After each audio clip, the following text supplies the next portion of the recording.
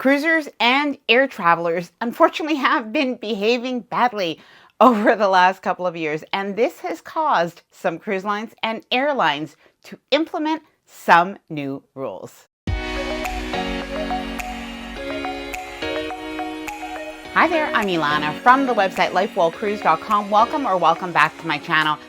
Now, travel etiquette, it does seem like it's coming back a little bit, where cruise lines, airlines, and even airports are reminding people that you are in a public space. Now, some of the things that I'm going to mention in this video are things that you have probably seen on social media or even maybe yourself while on a cruise. Now, personally, I think that it's a good idea overall that these things are banned or not allowed at this point.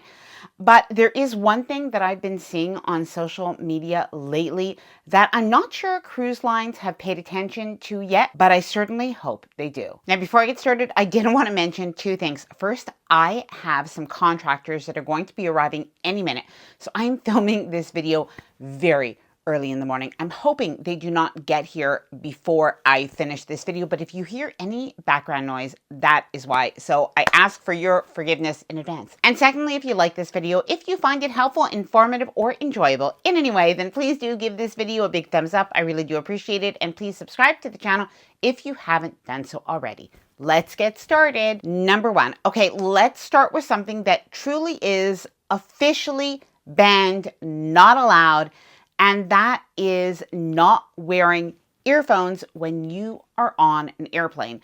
In particular, when you are on United Airlines, and of course, if you are playing music or anything else on your phone out loud. Now, this is actually since late February 2026, and I think we all know that this is really the social etiquette. If you are watching something or listening to something on your phone, on your iPad, on your computer, you should be using some sort of earbud or headphone. Now, as of now, to my knowledge, this is the only airline that's made this an official rule. Personally, I actually kind of wish that cruise lines would make this an official rule. So far, it is just unspoken, but let me know what you think down in the comments below. Number two, now this one is quite serious, and if you're a cruise traveler and you're not going to get on an airplane, this one I do think should, at this point now, be officially banned by cruise lines. And to my knowledge, there's only one cruise line that's actually spoken about this directly. At this point, this is Carnival. It is people putting their mattresses out on the balcony. Now, I don't think it happens as much as it seems because it really is a way to get more views if you are on social media, in particular TikTok. And of course, it looks really nice. But think about that mattress, how heavy it is to actually lug that out on the balcony. It probably isn't as relaxing as it looks. But what's the problem with putting your mattress on the balcony? Well, Carnival Ambassador John Heald did talk about this beyond the fact that obviously there can be mold that can build up and moisture that can build up and the elements. Something that I hadn't really thought about before, but he did point out, was the safety element. Now, there's a couple of things. One of them could be, of course, people could stand on it, and that could, of course, change the height on a balcony. We don't even want to go there, but that is one thing. But the other thing, and this is something that he mentioned, is that people need access to the balcony. And something else that I saw that was pointed out in another video is those doors between the different balconies, those can be opened by crew. And in the case of an emergency, people or crew might have to go from one balcony to the other. And of course, leaving a mattress straight on the balcony can impede this. Personally, this is something I'd love to see all cruise lines officially ban. Next up, we need to talk about dress codes. Now, there are actually some dress codes, maybe a little bit surprisingly, that are actually coming to some airports, it seems. Tampa Airport actually put out a notice that they're officially prohibiting pajamas in the airport. Now, I'm not sure how serious this is, but they do point out that maybe it might be a good idea to get dressed to go on a flight. Now, I have to say, I've been on a flight and you do want to be as comfortable as possible, but there are like lounge sets. All right, but now let's talk about cruise lines and dress codes. Now, I actually did a video on this not long ago. And in that video, I talked about Norwegian Cruise Line and how they were becoming a little bit more strict when it came to the dress codes in their dining rooms and restaurants, to the point that some of it was maybe even a little bit surprising.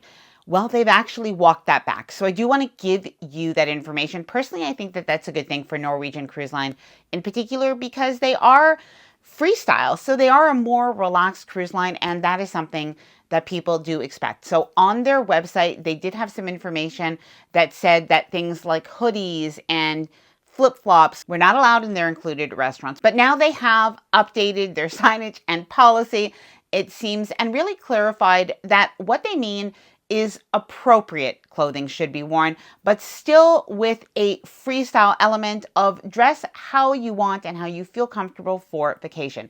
Now, this next change is actually something that's happening on Royal Caribbean. Now, you may have heard that there was a change with the soda or the refreshment drink package, and I'm going to share the relation to passengers possibly behaving badly and why this may have come about. So for anybody who doesn't know, Royal Caribbean, if you got the soda or the refreshment package, and I apologize if I'm getting any of the details wrong, so please let me know down in the comments below. But I am giving you the overall gist and the point of this. So when you got this package in the past, you would get this reusable drink cup, and you could go to any of the bars or to the freestyle machines so that you could fill this up with soda. Now, at the bottom of this cup, you would have sort of like a QR code or something electronic so that you could fill your cup up in those digital machines. Now, Royal Caribbean have actually removed these cups now from the package, and they're charging, I believe, an additional $5 for anybody who wants them.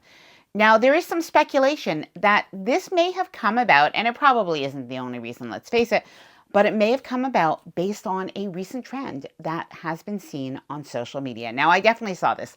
So what some people were sharing is a good idea to do, or a hack, is to actually smash that cup and to remove that little piece so that you can still use it to get your soda from the machines without having the cup. I imagine that the cruise line doesn't necessarily want to see all of these videos with people smashing their cups, but the other reason might be that in this way, the package can be shared with different people by giving that little code away. Let me know either way what you think.